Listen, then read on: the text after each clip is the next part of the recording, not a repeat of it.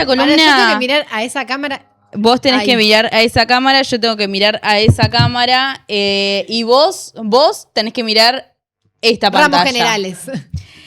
Bien, vamos a hablar de una localidad que queda en la provincia de... En una provincia que no fuimos nunca todavía. Muy bien. Porque... ¿Vos vas tachando qué provincias vamos visitando? Sí. Mirá, hay dos que no podés visitar más hasta fin de año. Pero es que sí, pero se me complica un poco. No, mira, yo ya sé que Córdoba ya no la voy a hacer prohibir, más. Pasa que hay historias muy buenas. Yo te voy a prohibir la provincia de Buenos Aires y te voy a prohibir la provincia de Córdoba. Está bien, sí, están...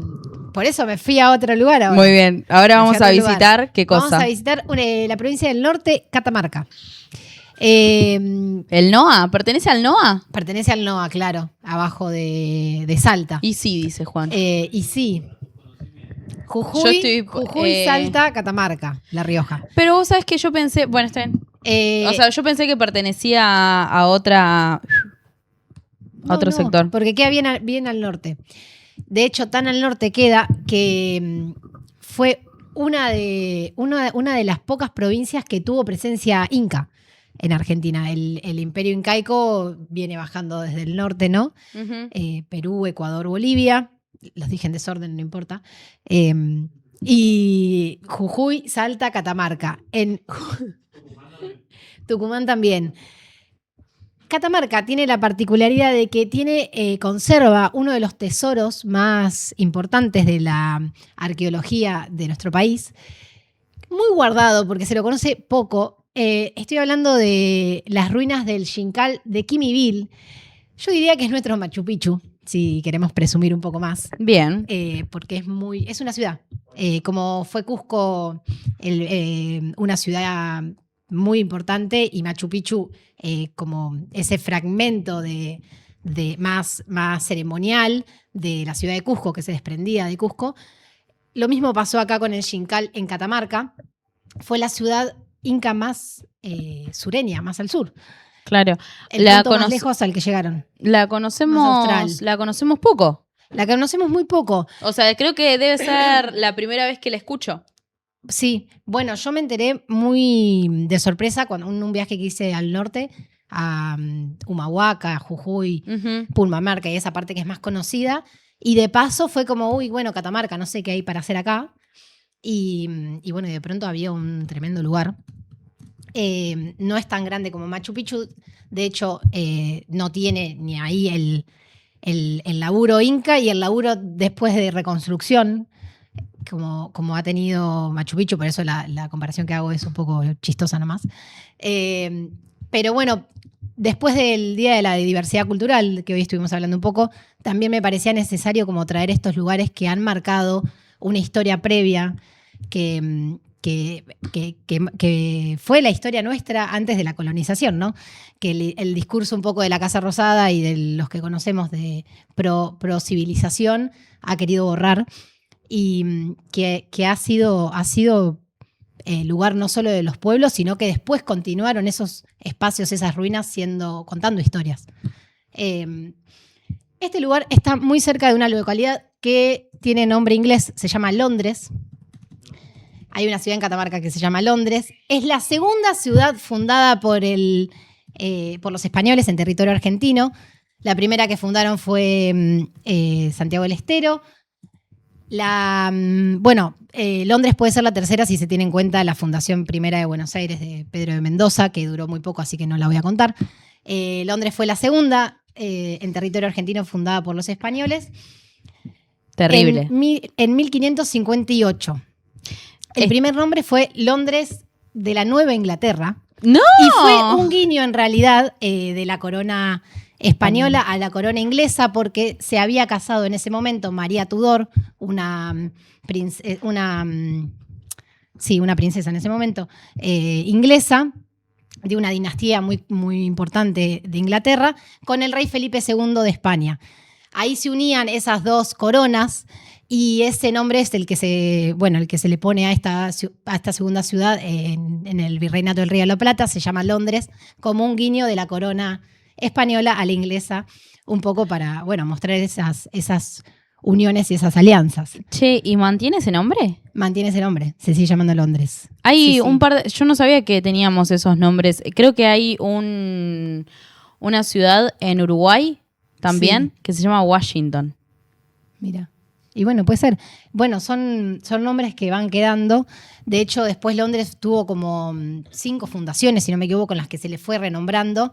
Quedó Londres solo, antes era el Londres de la Nueva Inglaterra y bueno, hay otros. Pero cerca, o sea, no fue azaroso donde los españoles decidieron fundar esta ciudad, sino que ahí nomás de Londres se alzaba una ciudad incaica muy importante, de la que estoy hablando, que fue muy importante estratégicamente y simbólicamente para el imperio incaico. Es el Xincal de Quimivil, que es un asentamiento precolombino de los diaguitas y los calchaquíes. Luego los incas colonizaron ese territorio y formaron esa ciudad enorme. La construyeron entre 1471 y 1536 al pie de las sierras de Quimivil, por eso se llama el Xincal de Quimivil. El noreste argentino había sido incorporado al imperio incaico en uno de las 4 regiones del imperio del Tahuantinsuyu, que se llama el Collasuyu. Esta es la región más al sur. Yo puedo pasar fotos, me estoy dando cuenta. Estoy bastante resfriada igual, chicos. Estoy como concentrada en este toser y mismo esas momento cosas. usted puede pasar fotos, pero a pesar de tu resfrío, se está saliendo Bien. bárbaro, amiga. A ver, yo puedo... A ver... no sé. Ahí estamos. Bueno, esto está en un PNG, entonces el fondo quedó así. Pero ahí está el Collasuyu, que es la parte del norte. Ahí se ve Argentina, Jujuy, Salta, La Rioja, perdón, Catamarca, La Rioja más abajo, ¿no? En esta parte, Tucumán también. Esa fue conquistado por el Imperio Incaico y de esa forma pasamos a formar parte de toda esta estructura que... ¿Sabemos cómo era la relación ahí, frontera de por medio de la cordillera con Chile? O sea, estaban ahí...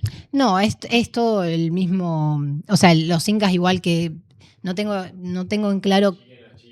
Claro, Chile no era Chile, los mismos... No, claro, pero digo, no estoy hablando de como... de que... Claro, ¿Pero habitaban la cordillera? Sí, pero del otro lado habría otros pueblos en ese momento, como en el sur estaban los tehuelches, por ejemplo, en el norte, en el noreste argentino, estaban los diaguitas o calchaquíes, del lado de Chile habría otros, porque la cordillera era una frontera. ¿También los diaguitas? Bien, buen dato, no sabía eso. Lo que hacen los incaicos es incorporar todo en el mismo y forman parte todo de la misma... Claro. Del mismo sistema, porque el imperio era un sistema, en definitiva, político, estratégico, militar incluso. Tenía una estructura muy fuerte. Bueno, saco. Ahí va. Entonces tenemos ese imperio gobernando hasta que llega Colón, básicamente. Hasta que entran los... Ay. ¿Qué hago? ¿Te doy un mate? Me atoro. No hay más agua ahí, ¿no? No, tos un rato. No, toma, te doy un mate y es el último mate que voy a tomar yo. Estuvo muy complicada. La entrevista de recién me tenía que callar porque me vamos empieza a picar y me dan muchas ganas de toser. Hacen falta unos caramelitos de miel. Sí. Unos caramelitos de miel. Un caramelo de miel. Quiero hacerle, te voy a dar un poco de aire mientras te terminas el mate, una pregunta al señor Tomás Fallon. En el libro de Cafulcurá, ¿hay algo de esto que se nombre, que se recuerde? Porque, bueno, Cafulcurá, relación de pueblos originarios directamente. Pero no, él era... No tanto del norte, está muy situado en La Pampa. Sí, ahí habla que Cafulcurá tiene relaciones con gobernadores de Córdoba, gobernadores de Mendoza, San Luis, La Pampa. La Pampa en realidad justo ahí está como el límite de lo que era en ese momento Argentina, pero no tanto del norte. No hay tanta data que recuerde. Igual me voy a poner a pensar a ver si hay algo. Bueno, bien. Voy a mostrar algunas fotos del Xincal. encontré un caramelo de miel. Muy bien. Así ahora voy a hablar como Vas persona que tiene a hablar en con la boca. caramelo. Está bien. Pido mil disculpas. El lugar, yo también quiero contar que también fui al Xincal. ¿Qué es el Xincal? Recordemos. El Xincal es una ciudad, una estructura que tiene, han encontrado más de 100 estructuras, así como estas que estamos viendo de pircas, de pilas de piedras. Sí. Son 30 hectáreas en total. Un diseño de una ciudad en el que está, hay distintos casas, habitaciones, ¿cómo se llama? Incluso tienen, no me sale la palabra. ¿Qué era? Como Tipo, plataformas ceremoniales, ¿no? era altares. como una sociedad de fomento. No. Pero la ¿Cómo sociedad una de fomento, sociedad de fomento? No, pero las sociedades de fomento no tienen ese tipo de estructura también. Digo, son pequeñas, porque Pero 30 hectáreas no es tanto. No. Bueno, la comparación Bueno. quizás no fue la mejor. Sepan disculpar, estamos tratando de encontrarle la relación. Bien. El Xincal era un lugar donde vivía gente. Donde vivía gente, donde Bueno, se pero relacionaban, tenían sus prácticas culturales, Ok. tenían sus casas donde vivían. Obviamente lo que se conserva son las pircas nomás. Era un pequeño pueblo. Era un pequeño pueblo, tenían sus lugares de... Viejo, no se rían tentadísimo. así. Tenía sus lugares de Terrible. almacenamiento de alimento, que eran estas collas que estamos viendo. Plazas, lugares donde tenían reuniones políticas, incluso acueductos donde corrían el agua para regar, para cultivar. Una organización muy grande donde vivía mucha gente, que obviamente se terminó cuando llegaron los españoles y el Imperio Inca se empezó a desarmar, no solo acá, sino principalmente desde Cusco, desde el norte, que termina después el imperio con el asesinato a Tupac Amaru. Agregando algo ahí, ¿puedo Sí. meter bocado? Por lo que comentaba Ari al principio de la cuestión de la cordillera. Ujú. Consideraban a la cordillera como el corazón de su civilización y además hay un asentamiento ahí por cuestiones de que conocían mucho el territorio y de defensa. O sea, cuando los invadían otros pueblos era muy difícil que los puedan invadir o que los puedan afectar militarmente, entre comillas, sin conocer el territorio como ellos lo conocían. Ellos conocían cada recoveco de la montaña, cómo manejarse, Claro. tenían toda la infraestructura de ganadería, de agricultura, hacían las terrazas donde cultivaban sus alimentos y demás. Entonces era literalmente el corazón de su civilización. Claro, exacto. De hecho, acá entra otra parte importante, además de hablar de la estructura arquitectónica y simbólica del Xincal. Luego de la caída del Imperio Inca, con ya los españoles metidos en territorio, la ejecución de Tupac Amaru en 1572, el Xincal no fue abandonado, quedó despoblado de indios, pero los diaguitas, los calchaquíes seguían habitando el territorio, seguían resistiendo desde las montañas. Y fue utilizado como uno de los puntos de mayor población y de resistencia frente a la colonia española. De hecho, los diaguistas y los calchaquíes tuvieron alianzas muy fuertes y una guerra muy grande contra la colonia española. Fueron a partir de la década de 1630, ya con el imperio muy, muy metido, el imperio no, la colonia muy metida. ¿Qué? Bueno, el imperio también. Sí. Era el imperio. Era el imperio. Fueron 13 años los que los diaguitas y los calchaquíes defendieron sus tierras y su libertad frente al dominio español. Fue conocida esta guerra de 13 años como el Gran Alzamiento Diaguita o la Segunda Guerra Calchaquí. Todo este valle de Quimivil, donde está Londres, donde está el Xincal, donde está la ciudad más arriba de Walfin, fue un escenario clave para todo este alzamiento. Los lugares como el Xincal de ceremonias fueron utilizados para no solo para resistencia, para esconderse, para asentarse y tener cultivos, agua, alimento, sino también como una cuestión de hacer rituales que fortalezcan la propia identidad y la propia lucha que llevaban esos pueblos. Como una cuestión simbólica de unidad y de hacernos fuertes frente al enemigo en esto que nos pertenece y que no nos pueden quitar. Una cuestión así. Hay relatos que cuentan de una alianza muy importante entre estos pueblos que estaban muy dispersos porque los españoles los querían matar, entonces eran grupos dispersos en las montañas resistiendo, y cuentan que lo que hacían eran, cuando un cacique quería contactarse con otro grupo, mandaba un mensajero con una flecha, con una punta de lanza tallada a piedra, y si el otro la llevaba y si el otro cacique la aceptaba, se aceptaban como grupos aliados para la guerra contra la colonia. No, y así excelente. fueron armando alianzas de grupos originarios para enfrentar a los españoles. Estamos hablando además de... Ahí va. Alianzas de Cacicazgo, como una cosa que, una respuesta que se hizo a la colonia, que no fue espontánea, que no fue como, bueno, vienen a pegarme, me defiendo un poco como puedo, sino que se resistía, se organizaba, se planeaba estratégicamente y militarmente cómo vamos a responder con las armas que tenemos a esto. Se armaban, encontraron armamento muy, muy particular de piedras redondeadas específicamente, iguales en distintos lugares, o sea, como que se las iban compartiendo, ¿no? Eso también Distintos era como grupos. una marca, un sello. Un sello.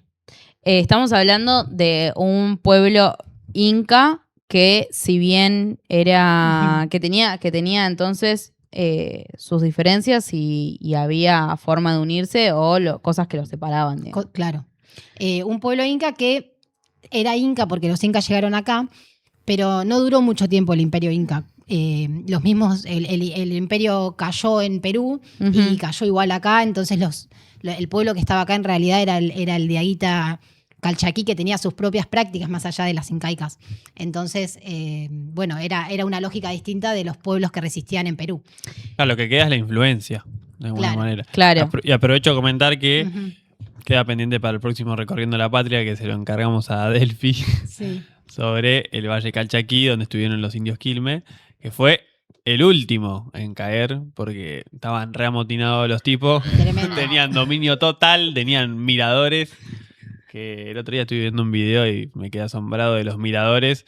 Justamente el narrador del video decía, imagínate estar acá y ver cómo iban llegando Claro. soldaditos con armadura y lanzas y caballos que eran bichos extraños en su momento, diciendo, bueno, ya está, estamos al Todo un horno. personaje y decís, loco, ¿cómo me armo?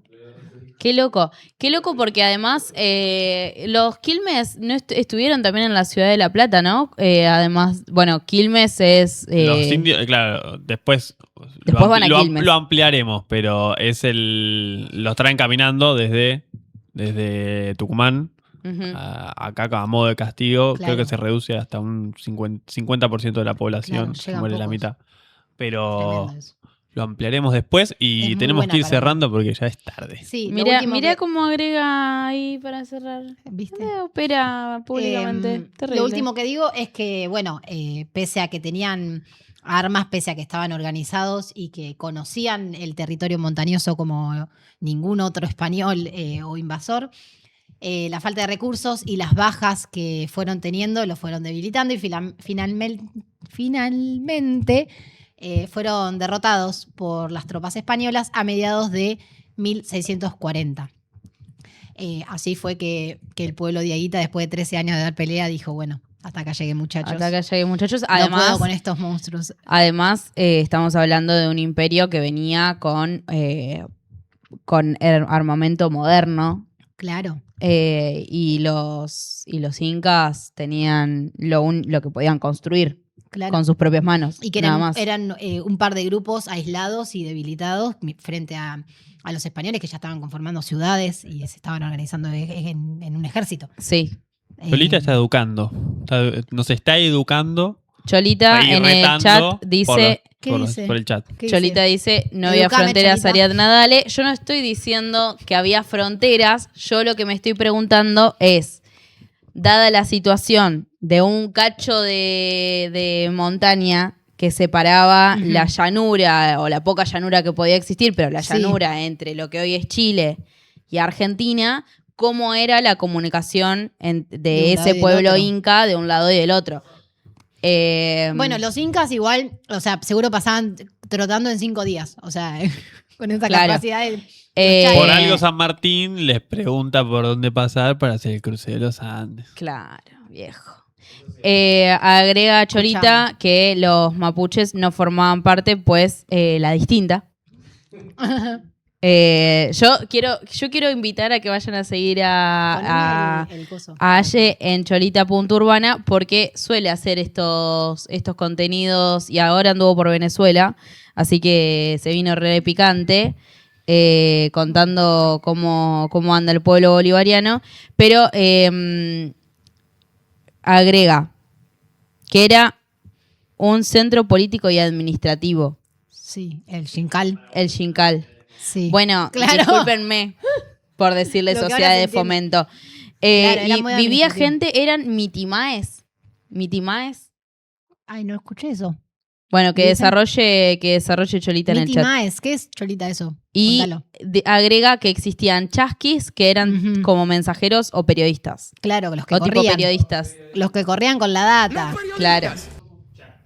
Listo. ¡Los periodistas! Acá, esta punta del cerro, quiero decir que la plaza principal, lo que se llamaba la plaza principal de reuniones comunitarias del Xincal, está rodeado de 2 cerros que son prácticamente iguales, achatados en la cima, con 2 escaleras. Uno es el Cerro del Sol y otro es el Cerro de la Luna, donde se hacían ceremonias en cada uno según los ciclos naturales de los astros del Sol y la Luna. Claro.